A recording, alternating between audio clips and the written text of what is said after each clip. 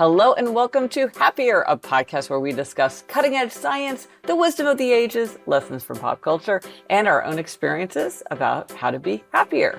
This week we'll talk about why and how we might enhance holiday decorating, and we'll talk to legendary comedian, actor, writer Kevin Hart about his new Audible original, Monsters and How to Tame Them. I'm Gretchen Rubin, a writer who studies happiness, good habits, human nature, the Four Tendencies, the Five Senses.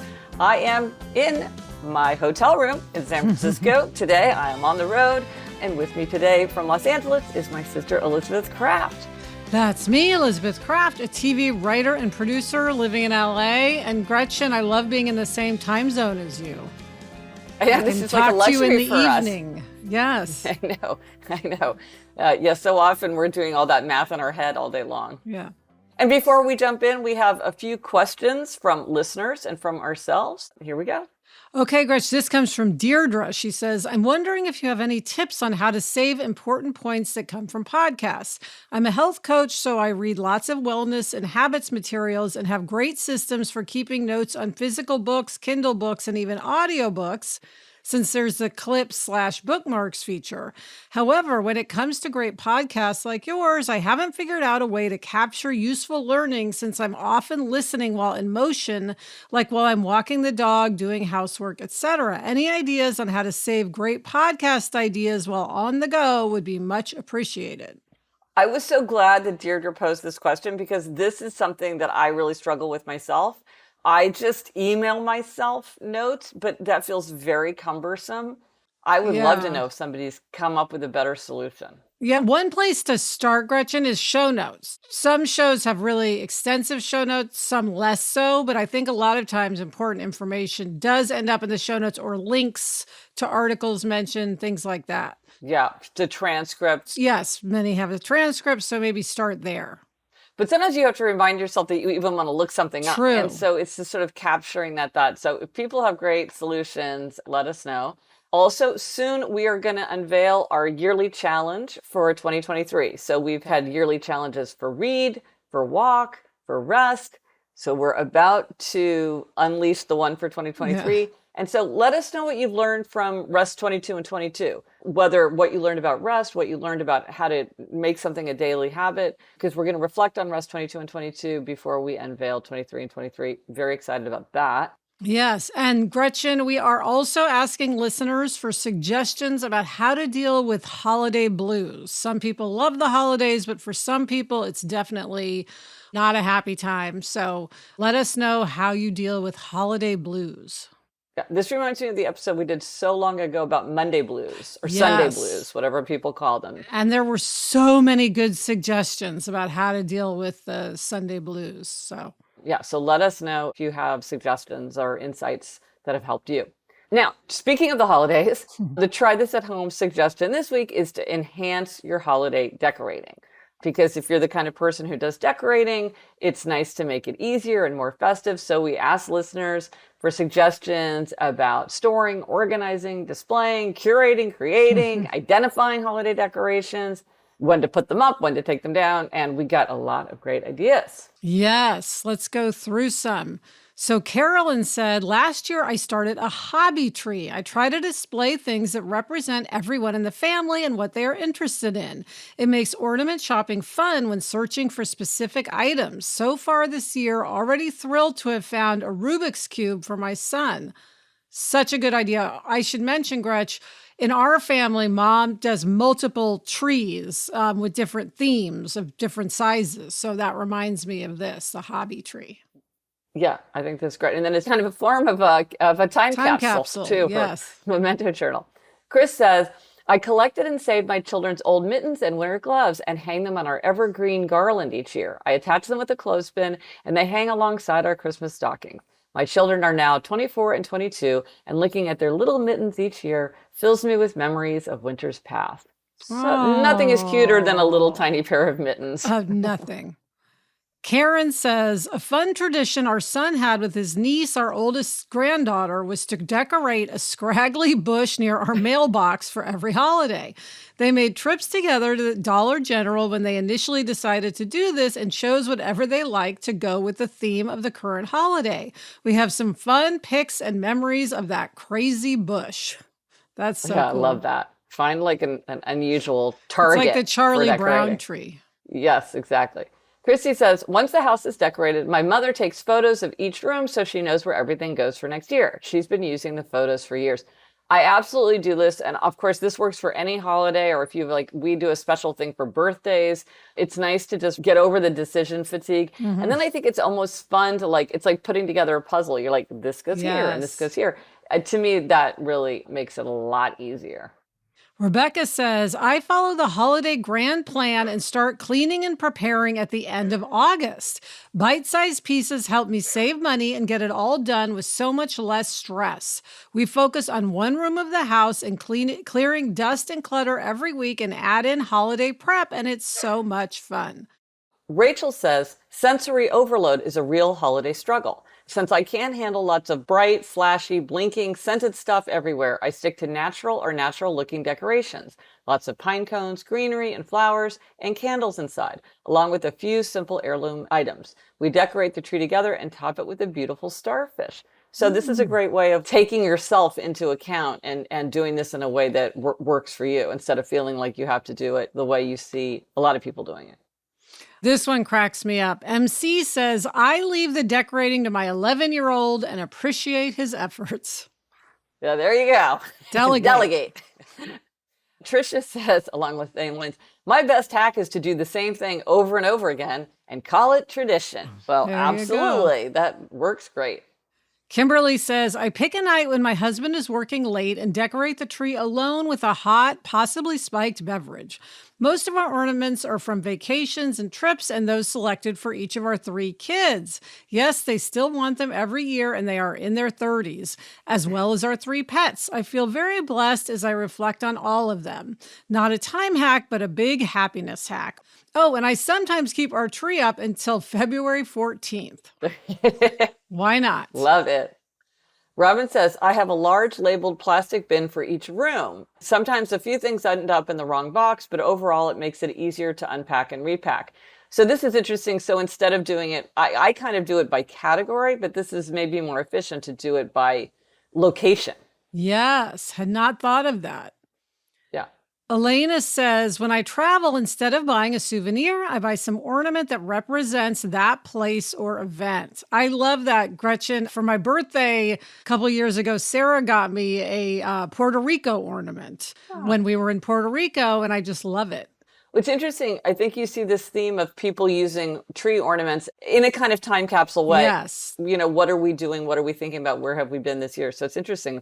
Back to the time capsule idea. Yes. Robert said, I have found decorating over multiple weekends make the whole process more manageable. So again, we sort of have this idea of you like want to do it in a day, but there's no reason you can't take your time if that makes it easier for you. Yes. Jennifer Ann says, as a minimalist, I believe in quality classic decorations. I change out my kitchen platter, maybe a natural wreath on the door, small tree. Christmas was never a big holiday growing up, and frankly, I see holiday decorations as work because I'm going to have to take it all down, so why do anything that's going to cause me work? I've been known to take my tree down on Christmas Day Eve just to get it over with.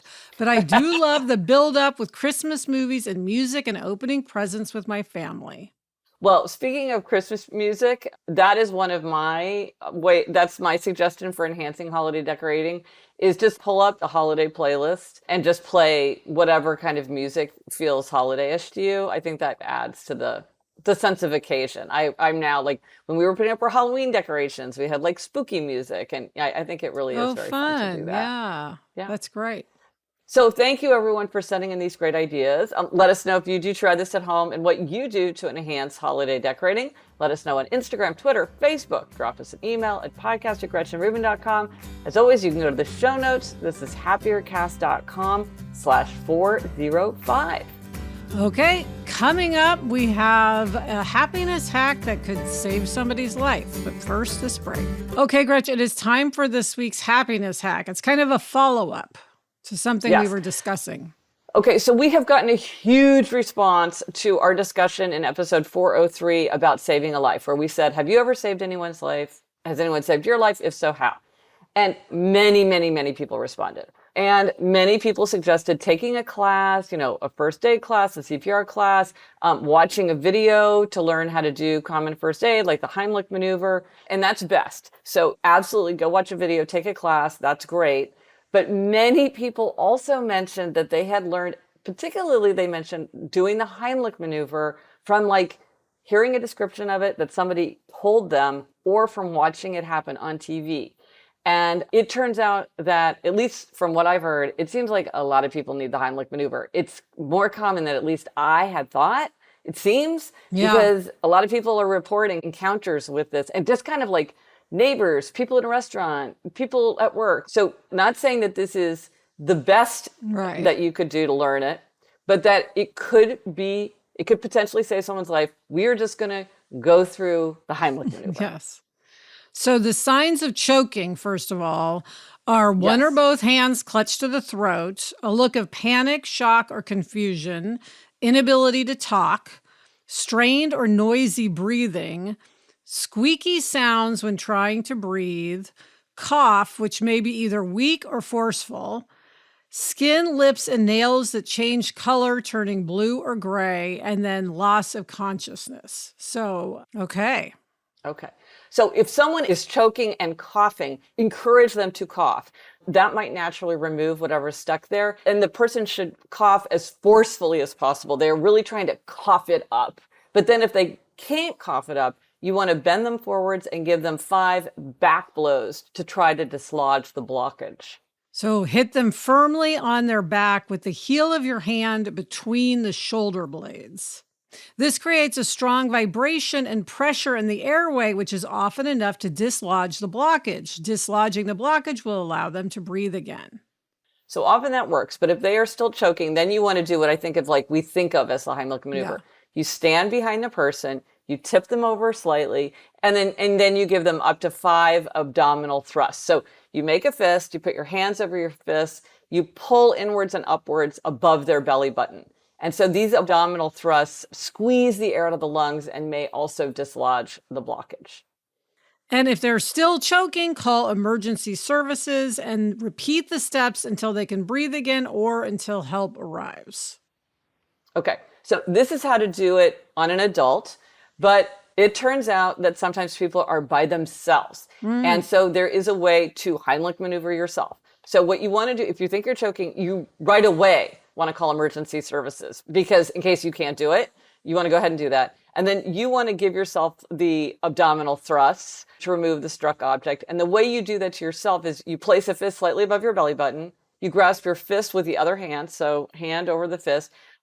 Bend over a hard surface, like a countertop or a chair, and shove your fist inward and upward, because that leaning against something is going to help you really force it up. So that's how you do it if there's nobody to do it for you.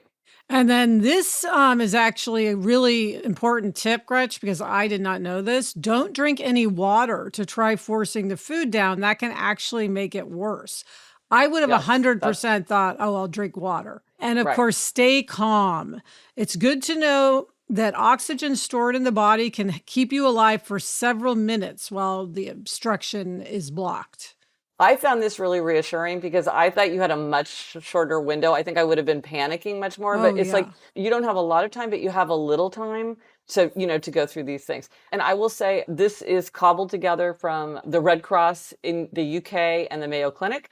And in the show notes, I'll post links if you want to follow up. And judging from all the people that we heard from, this is just a really good thing to know about. Absolutely. I remember hearing something about don't go to the bathroom in a if you're in a restaurant or somewhere public. What often happens is people are embarrassed. Oh, so they go in the bathroom. They get up and leave the area and go into a bathroom or some different place. And they die. They can die in there. Right. There's no, they're embarrassed to get help or just for Oh whatever my reaction. gosh. Wow. Well, that's interesting because when I was looking at the videos, another piece of advice that someone said is that if you're by yourself, go outside where somebody can see you because, right, you don't want to be all alone. If there's help that can come, you want to like put yourself in help's way. Yeah, so that's great to think about too. You want to do it, but you want to have other people aware of what's going on. Yeah. And now for something very different, we are so excited to be doing an interview with Kevin Hart. Yes, I'm so excited, Gretch. Emmy and Grammy nominee Kevin Hart is a Hollywood legend. He has opened 10 films at #1 at the box office, grossing more than $4.23 billion in global revenue. Hart has also become a successful entrepreneur. He is chairman of Heartbeat Productions, a global multi-platform media company creating entertainment at the intersection of comedy and culture. And if all that is not enough, Kevin Hart is a New York Times bestselling author with projects like The Decision and I Can't Make This Up. And now he has a new title, the Audible original Monsters and How to Tame Them, Taking Charge of the Voices in Your Head. His own hilarious and insightful perspective on how to live a happier life. Welcome, Kevin. Hi. Hello, how are you? It's great to talk to you today. Well, it's great to be talked to. So, can you explain the concept of the monster to us? Absolutely. In developing this world of audio or Audible original, it was coming up with a concept that I felt people would be able to relate to, and honestly, one that I have a significant amount of knowledge in the world of within, right? It was about battling with yourself, which is something that we're all familiar with. I think we all are very conscious of the world of, having thoughts in our head and the world of decisions of what's good versus what's bad. And what you sometimes don't realize is that these thoughts of different personalities or different themes or different characteristic traits that live inside you. And some of the things that you're okay with or some of the things that you allow to happen within the way you carry yourself or within the way you approach your day, whether it's not being persistent, being inconsistent, not waking up on time, laziness, whatever. These are different versions of you that can get stronger unless you present a roadblock to stop these things. So I call those things the monsters, right?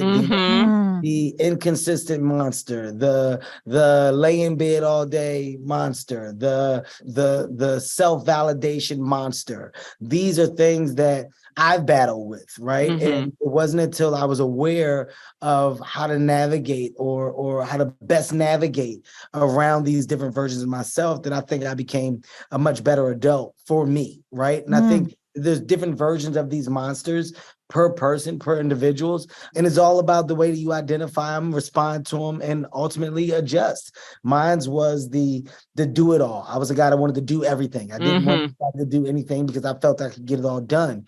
And I had to realize that help is okay. Allow people to come in and show what makes them valuable and why things can be better. I guess you could say there's a better road to progression with the help of others. And that's something that I battle with because I thought that it could only happen with me, through me. And if it didn't, it couldn't be done. Once I started to allow others to come in and help, I saw a significant change. That's the do it all monster, right? I mean, I can go down a list of all of these different versions, but it came from me battling with myself and identifying what these different versions of me were. Well, and I thought one of the most interesting points you made was that if we're in control of them, these monsters can help us. They may be part of our great strengths. Like one of your monsters is the can't go backwards monster, which is if I always have to be topping myself. If it's, I'm riding the Peloton, I'm releasing a movie, I have to always do better than I did before. And of course, you could see how could be incredibly helpful, but also then it can become punishing. So it's interesting. Like, did you see that as you were thinking about these monsters, they all sort of worked for you, but as long as you didn't let them get the better of you? Well, I mean, it's like anything else, right? If you continue to feed something, Mm-hmm. it's going to grow, right? Like Mm-hmm. it'll continue to grow, get strong, get bigger, Mm-hmm. and that's a good thing, right? But there's always the gift and the curse to anything, right? Yeah. Right. So when you talk about the can't go backwards monster, I was addicted to the thought and idea of if I'm not topping myself or Right. outdoing what I did last time, then I'm failing. And that's Right. not necessarily true, right? Some Mm-hmm. things are lightning in a bottle. Some things can only be done once and will never be duplicated. It's just the nature of the world that we live in, right? Some Right. things are going to just have an astronomical amount of success. And if you chase that astronomical number and you never get to it, the thought or idea that you're constantly failing is one that you shouldn't have. The win is within the attempt. The win is Mm-hmm. within the effort and giving yourself 1,000%. And the way that I had to put that monster at ease while still allowing that monster to motivate me was also making that particular monster within me understand, like, no, look, this doesn't mean that I'm not doing well, right? It doesn't Right. mean that I'm not having success. It means that I'm not having that Yeah. top tier level of success, but the work that I'm doing and the level of achievement that's coming from the thing that I'm starting or the thing that I'm completing, it's still something to talk about for me. It's not about the idea or reception from others. It has to be about the fulfillment for you. And Right. this goes into another monster, which is the validation monster, right? Mm. With these levels of success, you're looking for someone on the outside to go, yay, good. Yeah. Did it. Approval. You need Yes, getting that. a gold star. And if you don't get that gold star, you don't get that applause, you don't get that celebration, then you start to look around like, wait, did anybody see or does anybody Mm-hmm. care? And once again, it's good to receive it, it's good to enjoy it, but it's not good to need it. You shouldn't feel like you need it. And there was a moment where I was getting so much of it that it became addictive and I felt like I needed it. And that's when I identified what that particular monster was really good at, what that monster had amped me up to want and basically drive for. And once again, it's about controlling the monsters. It's not about killing them. It's not about putting them in the box and going, you never rear your head again. It's about understanding the good and the bad that's attached to them. And through the years of getting to the age of 43, that's what I've been able to do. And now, I'm just in a place where I have a much better idea of how to best use these particular monsters or personality traits of mine to my advantage.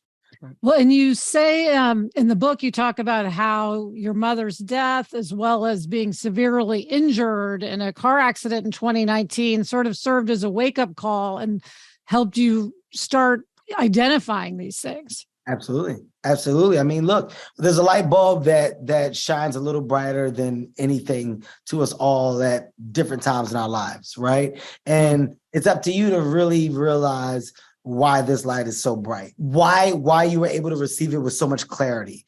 From my accident, I mean, I think the biggest piece of understanding to come out of that was, what's really important, what you really need versus the things you want. That's a big thing, right? The need versus the want. And you want a lot of material items. You want financial success and you want the fame and lights, camera, action, or you may want corporate success or whatever. These are wants. But the things you really need is a foundation. And that foundation is one that stands on love and support. And where does your happy really perform? Where is your happy? Where do you best see and realize where you're your best person? And that was with the ones that I love the most, right? That was when I got to see within these four walls around me, if that room were to close in, or if it wasn't a room and it became a space, who's going to be there? And I got to see the people that were there on a day-to-day basis and the people that really helped fuel and energize my motivation to get out of this particular injury, get back to myself.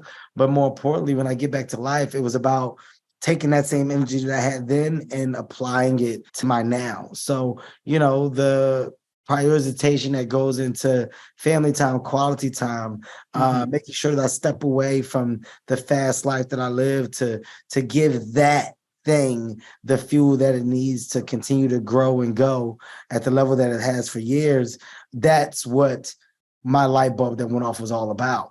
And, my mother passing, right? It's like, you take for granted the time that you have on this earth with the people that you love. Make sure that you express how you feel and make sure that you show that you value those relationships and value that time, because once it's gone, it's gone.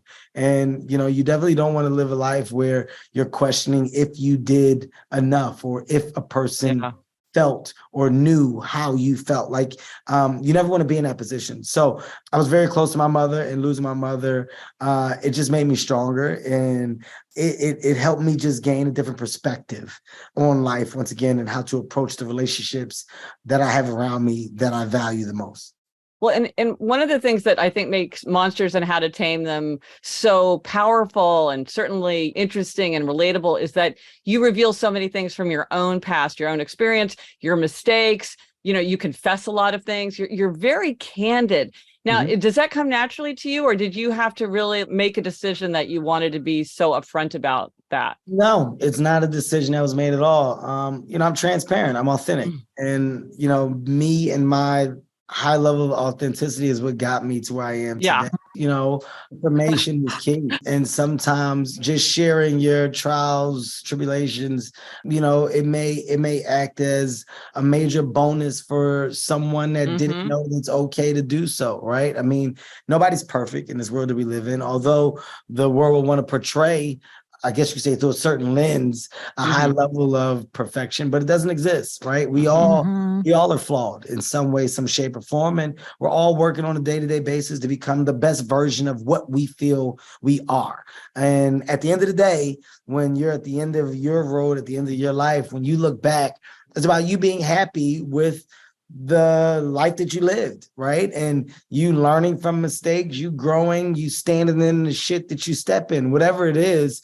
I think it's about just being truthful to you. If I can be real with myself, then the opinions and thoughts of others don't have as much of an effect, or they don't weigh on me, or they don't present the idea of a burden, right? Or I have a clear head, and it's because I have no problem sharing my story. I have no problem informing. I have no problem just speaking. And it's a shame that people are so secretive with information that can add value to so many, right? Like your stories can fuel so much good or prevent so much bad.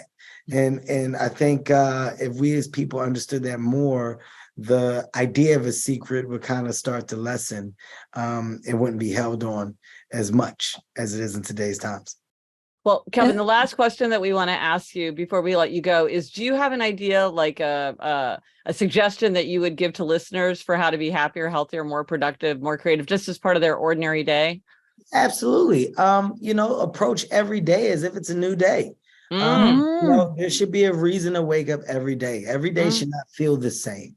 And, you got to look at it as your worst day could be someone's best day. So, the idea of being down, the idea of just staying in a place of dark, it's one that we have to buy into. And, I know that it's tough for some, and it's not as easy for others to grasp the concept of, let me create a positive thinking space. Let me create a positive world of want, a positive world of destiny, right? Let me create something that I'm working towards. And the road to that doesn't have to be fast, right?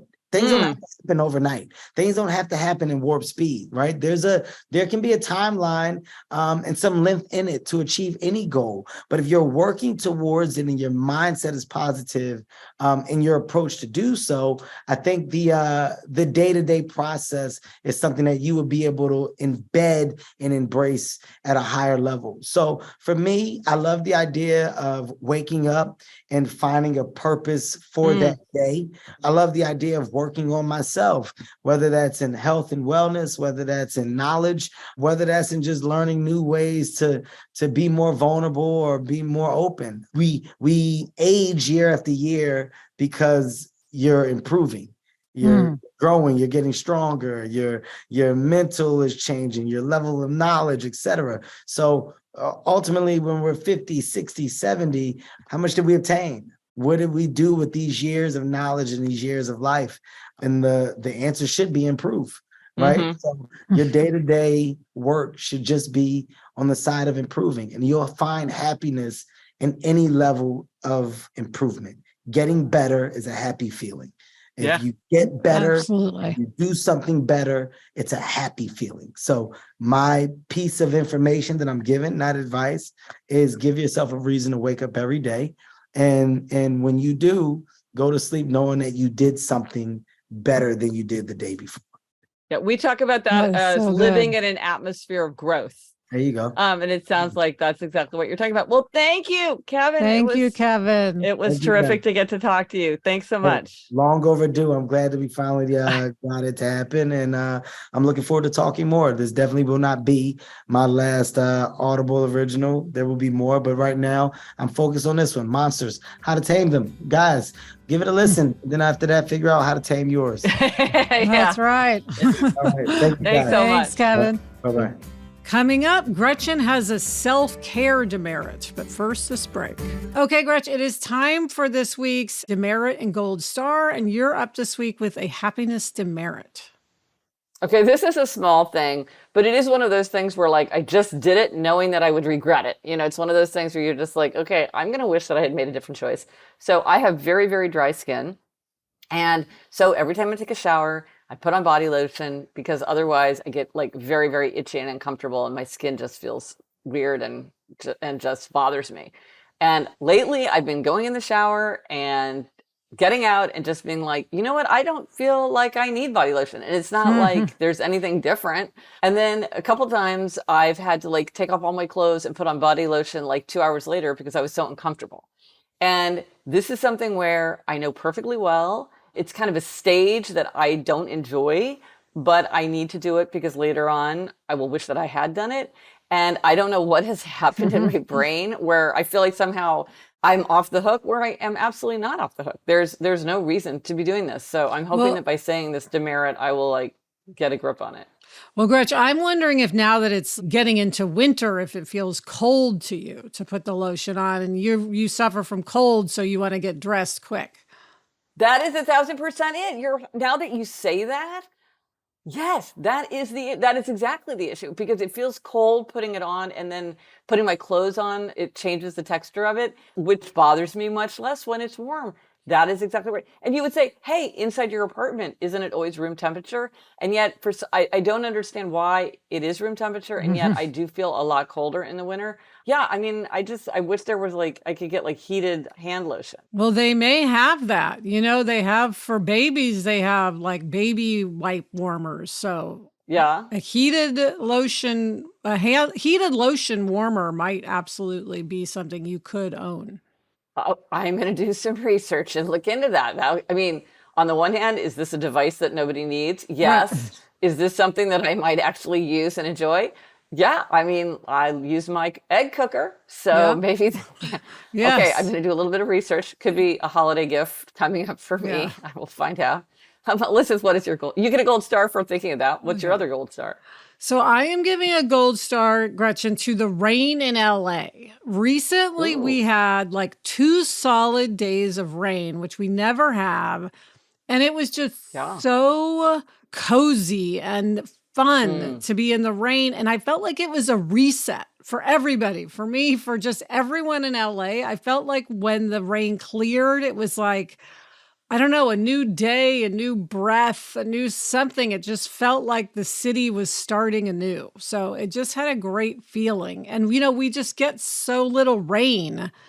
It was just very significant.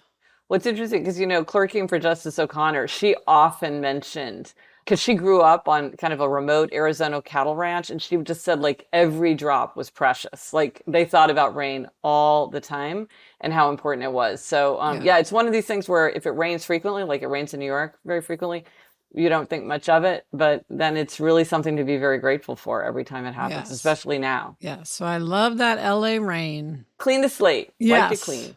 Yes. Okay, the resource for this week. Okay, we now have jump starts in the Happier app. Okay, people have really loved all the different jump starts, which is super fun. And as we've been talking about in this episode and for a while, holidays are really fun, but they can also be a time of stress and hassle. And so the newest jumpstart is the holiday jumpstart, and it is in the Happier app. So if you go to the Happier app, you see daily prompts to help you plan ahead, check items off your to-do list, find ways to enjoy and appreciate, be present. It's free. You can use with or without a subscription to the Happier app. And so the first 7 days is 7 days of planning. The next 7 days is 7 days of doing.